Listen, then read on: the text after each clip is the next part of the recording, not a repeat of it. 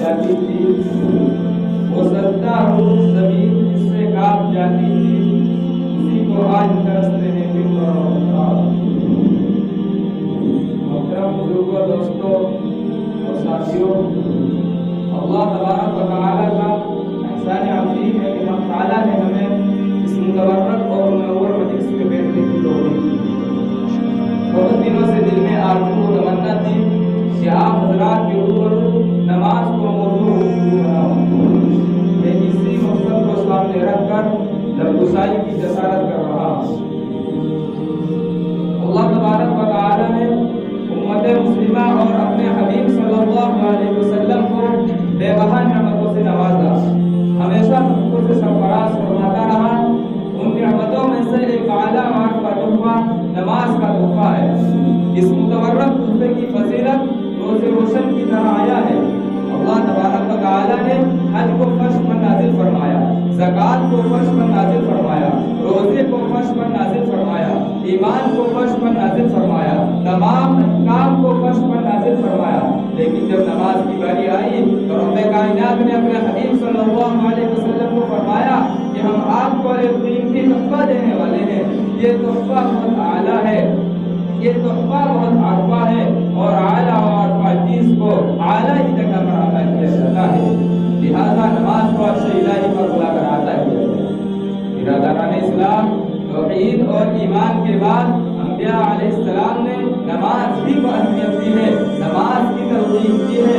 قرآن میں جگہ جگہ اقیموا الصلاۃ ذکر کیا گیا ہے، بعض جگہ یہ الفاظ ذکر کیے گئے ہیں، یا ایھا الذین آمنوا استعینوا بالصبر والصلاۃ، اے مومنو صبر اور نماز کے ذریعے مدد کرو۔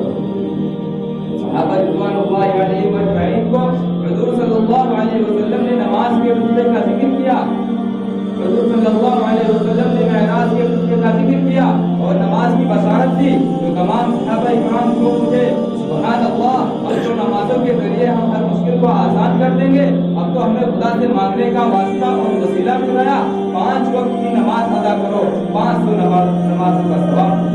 نماز جنت حاصل کرنے کا ذریعہ ہے، نماز رضا الہی حاصل کرنے کا وسیلہ ہے، نماز خدا کی محبت حاصل کرنے کا واسطہ ہے۔ دل میں ہر ایک انسان کی حسرت ہے جہاں کی، دل میں ہر ایک انسان کی حسرت ہے جہاں کی، وہ باپ جہاں سر کو جھکانے میں ملے گا۔ برادران اسلام، کوئی متقی نماز کے بغیر متقی نہیں ہو سکتا، کوئی ولی نماز کے بغیر ولی نہیں ہو سکتا، کوئی قطب نماز کے بغیر قطب نہیں ہو سکتا۔ حضور صلی اللہ علیہ وسلم نے بھی نماز ادا کی، صحابہ کرام رضی اللہ عنہم نے بھی نماز کی پابندی کی، تابعین نے بھی نماز پر دعوت کی، تبع تابعین نے بھی ترک نماز نہیں کی، ائمہ مجتہدین نے بھی نماز کو پکڑے رکھا، اولیاء کرام نے بھی نماز کو پکڑے رکھا۔ کوئی بتا دو کسی نبی نے نماز ترک کی ہو اور نبی بن گیا ہو، کوئی ولی نماز کے بغیر ولی بن گیا ہو، کوئی ابدال نماز کے بغیر ابدال بن گیا ہو، کوئی قطب نماز کے بغیر قطب بن گیا ہو، کوئی امام نماز کے بغیر امام بن گیا ہو، آپ بتا ہی نہیں سکتے، اس لیے کہ عمل بہت حقوق ہے۔ نماز سے قلوب کو نورانیت ملتی ہے، نماز سے ایمان اور عقائد کو قوت ملتی ہے، نماز زندگی کو آفتاب سے زیادہ روشن کر دیتا ہے۔ نماز اس وقت چراغ کا کام کرتا ہے جہاں چاروں سے اندھیرا ہی اندھیرا ہو، یعنی قبر۔ نماز مسائل کو پریشانی کو ٹال دیتا ہے، نماز سے انسان افضل و عارفہ ہوتا ہے۔ کیوں نہ ہو، نماز ہی ایسا تحفہ ہے جس سے شیطان کا مقابلہ ہوتا ہے۔ نماز ہی سے یہ فیصلہ ہوتا ہے کون متقی، کون شقی، کون انسان، کون شیطان، کون مسلم، کون غیر مسلم، یہ امتیاز نماز ہی سے ظاہر ہوتا ہے۔ میں بغیر حوالے کے بات نہیں کہتا، مشکوٰۃ شریف اٹھائیے، صفحہ 58 پر دیکھیے، حضرت جابر روایت فرماتے ہیں حضور صلی اللہ علیہ وسلم نے ارشاد فرمایا بین العبد و بین الکفر ترک الصلاۃ، بندے اور کفر کے درمیان صرف نماز کا ترک کرنا۔ مشکوٰۃ شریف کے اسی صفحے پر دیکھیے، ایک اور حدیث ہے جس کے راوی حضرت حریرہ رضی اللہ عنہ ہے کہ حضور صلی اللہ علیہ وسلم نے ارشاد فرمایا العہد بیننا و بینہم الصلاۃ فمن ترکھا فقد کفر۔ ہمارے اور منافقین کے مابین عہد ہے، وہ نماز ہے، جس نے نماز کو ترک کیا اس نے کفر کیا۔ حضور صلی اللہ علیہ وسلم نے دوسری جگہ ارشاد فرمایا من ترک الصلاۃ متعمدا فقد کفر، جس شخص نے جان بوجھ کر نماز ترک کیا اس نے کفر کیا۔ ان تمام احادیث کی روشنی میں نماز کی اہمیت اظہر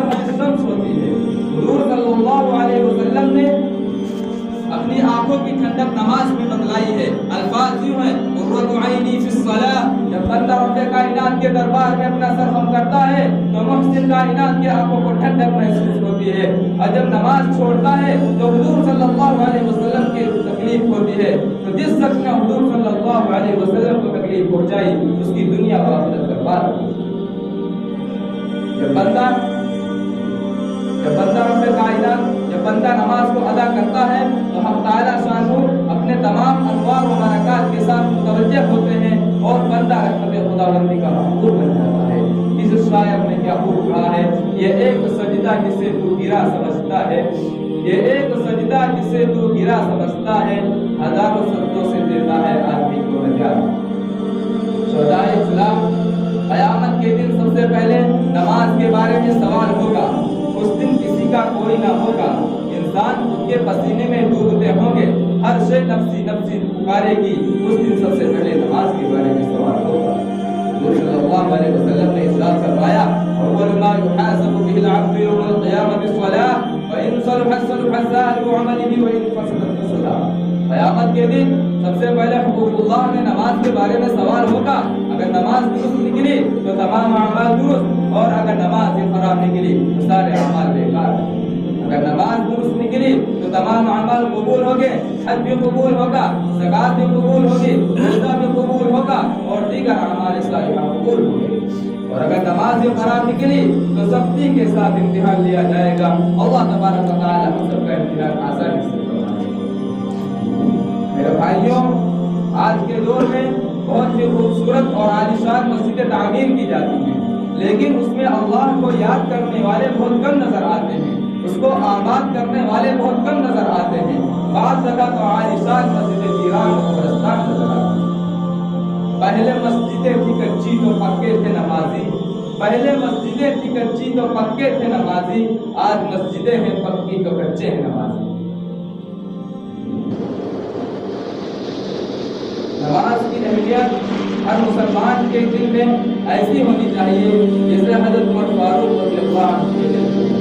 हज़रत उमर फारूक रज़ियल्लाहु अन्हु इमामत कर रहे हैं, आप पर कातिलाना हमला किया गया, आप जख्मी हो गए। हज़रत उमर फारूक रज़ियल्लाहु अन्हु ने फौरन अब्दुर्रहमान बिन औफ का हाथ पकड़कर इमामत के लिए आगे बढ़ा दिया और उम्मत मुस्लिमा को ये सबक दिया कि तुम मेरी फिक्र मत करना, नमाज की फिक्र करो, इसलिए कि जान दी हुई उसी की थी, जान दी हुई उसी की थी, हक तो ये है कि हम अदा ना हो। उमर फारूक रज़ियल्लाहु अन्हु का खून बहुत ज्यादा बच चुका था, जिसकी बिना पर वसीतारी हो जाती थी। वसीतारी के अजाले के बाद किसी ने हज़रत उमर फारूक रज़ियल्लाहु अन्हु से कहा कि नमाज का वक्त हो गया है। हज़रत उमर फारूक रज़ियल्लाहु अन्हु फरमाते हैं, नाम ला हक़्क़ फ़िल इस्लाम लिमन ला सलात ला, नमाज तो जरूर पढ़नी है, जिस शख्स ने नमाज नहीं पढ़ा उसका इस्लाम में कोई हिस्सा नहीं। रसूलुल्लाह सल्लल्लाहु अलैहि वसल्लम का इरशाद है, अस्सलातु इमादुद्दीन वमन अक़ामहा अक़ामद्दीन वमन हदमहा हदमद्दीन। नमाज दीन का सुकून है, जिस शख्स ने नमाज को कायम किया उसने दीन को कायम किया, और जिस शख्स ने नमाज को मुनहदिम किया उसने दीन को मुनहदिम किया। जब उमर फारूक रज़ियल्लाहु अन्हु ने उसी हालत में नमाज अदा की और फरमाया, जब मैं नमाज पढ़ने से आजिज हो गया तो जिंदा रहने में कोई लुत्फ, ऐसी जिंदगी में क्या मजा जिससे रज़ा इलाही में कोताही आ जाए। ए ताहिर ला होती उस रिस्क से मौत अच्छी, ए ताहिर ला होती उस रिस्क से मौत अच्छी, जिस रिस्क से आ जाए परवाज़ में कोताही। सहाबा रिज़वानुल्लाहि अलैहिम अजमाइन के अंदर शौक़ नमाज बहुत ज्यादा थी, जिसकी बिना पर उन्हें रिज़वानुल्लाहि अलैहिम अजमाइन का सर्टिफिकेट मिला। बेनमाजियों को तो ज़मीन भी नहीं पसंद करती कि ये मेरे अंदर दफन हो जाए। मैं इस पर आपको एक वाक़या बताता हूँ।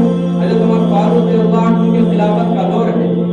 एक गुड़िया का तेल जमीन पर गिर जाता है, वो दरबार अमीरुल मोमिनीन में हाजिर होती है और मुतालबा करती है कि जमीन ने मेरा तेल चूस लिया। हज़रत उमर फारूक रज़ियल्लाहु अन्हु एक पुर्जा लेते हैं और उस पर कुछ लिखते हैं और उससे कहते हैं कि इस पुर्जे को उसी जगह रखना जहाँ तुम्हारा तेल गिर गया है। वो गुड़िया ऐसा ही करती है, फौरन जमीन सारा तेल उगल देती है। लोग हैरत ज़दा होते हैं, ये कैसा माजरा है। जब उस पुर्जे को खोल कर देखते हैं तो उसमें लिखा होता है, ऐ ज़मीन इस गुड़िया का तेल वापस कर दे, वरना तुम्हें ऐसे आदमी को दफन कर दूंगा जो नमाज का छोड़ने वाला है। ڈھاکے سے نصیحت حاصل کرنی چاہیے کہ بے نمازیوں کو زمین نہیں پسند کرتی. اگر ہم نماز چھوڑیں گے تو قبر میں جانے کے بعد زمین ہمارے ساتھ کیا معاملہ کرے گی؟ میں شعر کے ساتھ اپنی بات ختم کرتا ہوں. پڑھ نماز پنج گانا، نہ کر کوئی بہانہ، اس میں ہے تیری جنت ورنہ دوزخ ہے.